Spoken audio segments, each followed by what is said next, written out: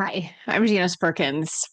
I recently played in a what was called a Women with Drive golf tournament, and it wasn't like anything I had experienced in a long time. And I played quite a few golf tournaments. I played for the last few years. It was a scramble tournament after a leadership and training golf lesson sequence for a few weeks. And I got on with three women that I never played with before.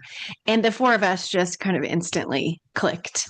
And after a few hours together, it felt as if we'd known each other for years. We laughed, encouraged each other, celebrated shots, shrugged off bad ones, and we walked off the course. And I want to understand that people will just even as we have great chemistry as though they just simply happened. But I don't think that's true. I think that conditions for chemistry are always there waiting to emerge between two or more people.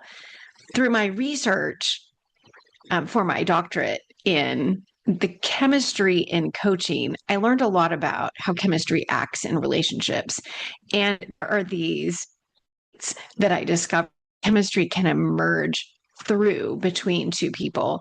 And there are a few that I thought about that golf tournament that were really there that allowed chemistry to emerge so quickly. So the first one is that it legitimacy gate. We all arrived with legitimacy. We weren't trying to prove that we belonged, but we all had credibility in being leaders in our chosen fields. We were committed to the time commitment as well as the golf lessons and the golf tournament. A legitimacy allowed us to begin as peers. So we came in there. And then it was the orientation gate. We all wanted to play well. And yes, there was an actual competition. So I'm sure as cubers, we all wanted to win. But somewhere during those first few holes, our orientation was revealed to be not about winning at all. It was never really the primary objective. Our commitment to each other was helping each other succeed, and we became oriented toward one another.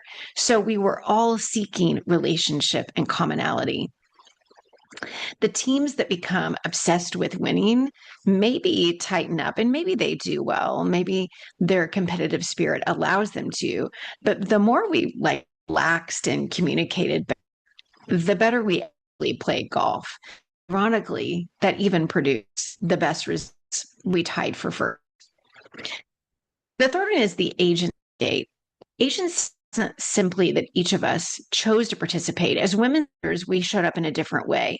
We were fully present with her. We listened. We noticed when someone needed an encouragement.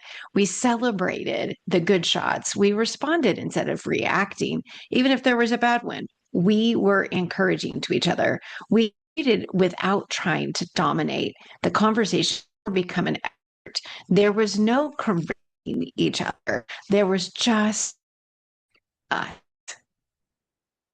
the last one is the dignity gate. This may have been the most powerful gate of all because each golfer brought different strengths and even different personalities. You would have never put us together in a room otherwise. We all hit bad shots.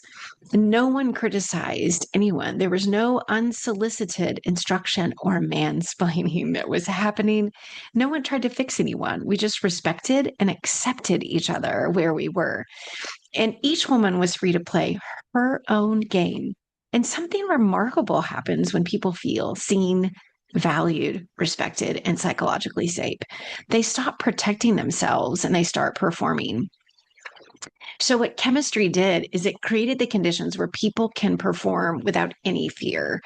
And intimacy and orientation and agency and dignity allowed four of us to become free to contribute, free to take risks, free to recover from mistakes and fail forward, and free to enjoy the experience we had together.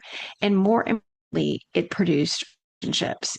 And long after I have forgotten the score or that we tied for first place, I will forever remember the chemistry that we created that day because those gates were all open and it emerged so freely.